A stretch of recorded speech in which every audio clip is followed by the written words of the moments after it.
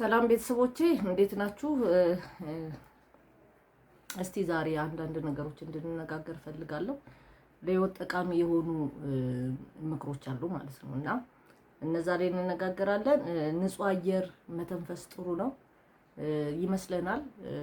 አንዳንድ የተበከሉ አየሮች ላይ ስንቀመጥ ቤት ውስጥ እንኳን ይብን የተለያየ ነገሮች ሲኖሩ ልክ ወደ ውጭ ስንወጣ ንጹህ አየር ስናገኝ አይምሮአችንን ይስተካከላል። ብርሃንም ስናገኝ ሪላክስ እናደርጋለን ማለት ነው። ስለዚህ ወደ ውጪ መውጣት፣ ወክ ማድረግ፣ ወክ በተለይ አሁን አዲስ አበባ ላይ ኮሪደር ልማት አለ። ኮሪደር ልማት በተሰራበት ላይ ብቻችንን ኢቨን ፀሐይ ሳያገኘን ወይም ደግሞ ፀሐይ በሌለበት ሰዓት ወክ ብናደርግ ጥሩ ነው ለሰውነታችን ማለት ነው። ፈገግ ማለት ደግሞ መልመድ መቻል አለብን። ፈገግታ በእውነት ዝም ብሎ የሚመጣ አይደለም። ከውስጥ ተፈንቅሎ የሚወጣ ነገር ነው። የውሸት ፈገግታ ፈገግ እንበል እንኳን ብንል ያስታውቅብናል። ግን መልመድ መቻል አለብን። ከስትረስ ለመላቀቅ የሚያስጨንቀንን ነገር ለመርሳት ፈገግ ማለት ያስፈልጋል ማለት ነው እና ፈገግ በሉ ማለት ነው። ትክክለኛ እንቅልፍ ማግኘት ያስፈልጋል። ትክክለኛ እንቅልፍ ማለት ምን ማለት ነው? ያልተዛባ አንዴ የምንነቃበት አንዴ የምንተኛበት ሳይሆን እርፍ ያለ እሱ ከአይምሮ ጋር የተያያዘ ዝም ብሎ የሚመጣ ነገር አይደለም ማለት ነው። ስለዚህ የሚያስጨንቀንን ትተን መጽሐፍ ቅዱስም ደግሞ የሚያስጨንቃችሁን በእኔ ላይ ጣሉ ነው የሚለውና የሚያስጨንቀንን ነገር ትተን ቆንጆ እንቅልፍ ለመተኛት የሚያስጨንቀንን ለእግዚአብሔር ሰጥተን ለእግዚአብሔር አሳይተን መተኛት ያስፈልጋል ማለት ነው። ለምሳሌ ብዙ ጊዜ እዚህ ላይ ምን ይላል መሰላችሁ? ኮሜዲ ፊልሞችን መመልከት። ለምን መሰላችሁ? ኮሜዲ ፊልም ለምሳሌ ከምናየው ነገር መጠበቅ መቻል አለብን። ከምናየው ነገር ማለት ነው። ሰዎች ሆረር ፊልም ይወዳሉ። ሆረር ፊልም እላችን ላይ የሚያመጣ ነገር አለ። ሆረር ፊልም ምን ይሆናል መሰላችሁ? ለምሳሌ ኮሜዲ ስታዩ ደስ ይላችኋል፣ ትስቃላችሁ። እኔ አሁን ለምሳሌ ብዙ የሚያስጨንቅ ነገር ማየት አልፈልግም፣ መስማትም አልፈልግም፣ ማየትም አልፈልግም። ለምንድን ነው የምጨነቀው? ለምሳሌ ሆረር ፊልም ስናይ ሲጨነቁ ለምሳሌ አድቬንቸር የሚባለውንም ስናይ እንጨነቃለን አይደል? ታሪክ ነው። በታሪክ ውስጥ መውደቅ መነሳት የተለያየ ነገር ፊልም እንደሆነ እንኳን እያየን እንጨነቃለን አይደለ? ያ ስሜት ከዛ በኋላ አይወጣም።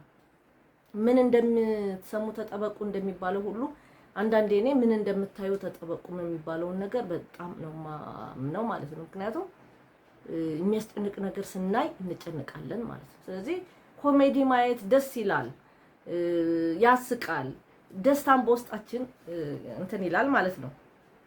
የሚወዱት ሰው ጋር ደግሞ ስልክ መደወል፣ ለኛ ጋር አብሮ የሚያወራ አንዳንዴ ስልክ ደውልና በራሴ ሰላም ልላቸው እበሳጫለሁ፣ ያበሳጩኛል። ንግግራቸው ሊሆን ይችላል፣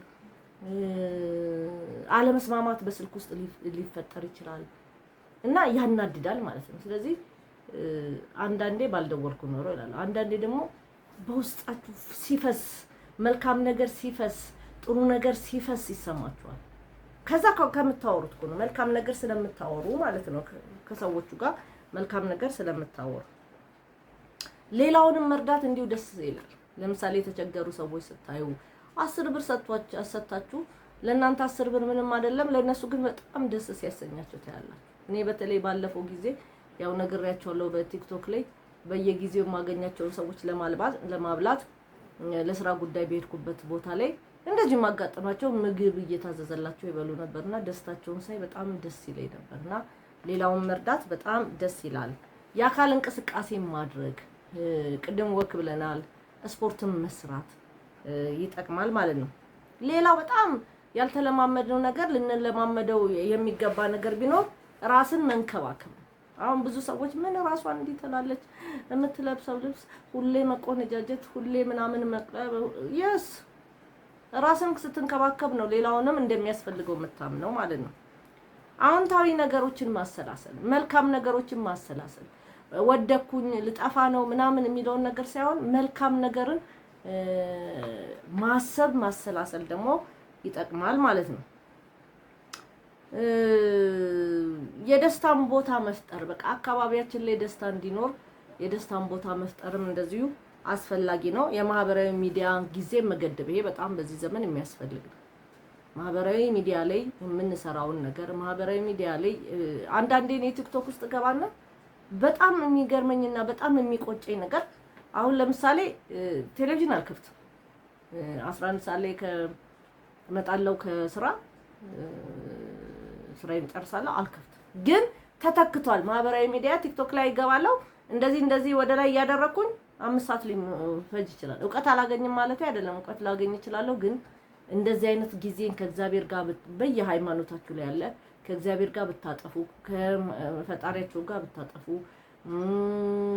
የተለያየ መንፈሳዊ መጽሐፍቶችን ብታነቡ ጠቃሚ ነውና ይሄን ይመስላል ቤተሰቦቼ ይሄን ፕሮግራም ላይክ ሼር ሰብስክራይብ ታደርጉ ተጋብዛችኋለሁ አመሰግናለሁ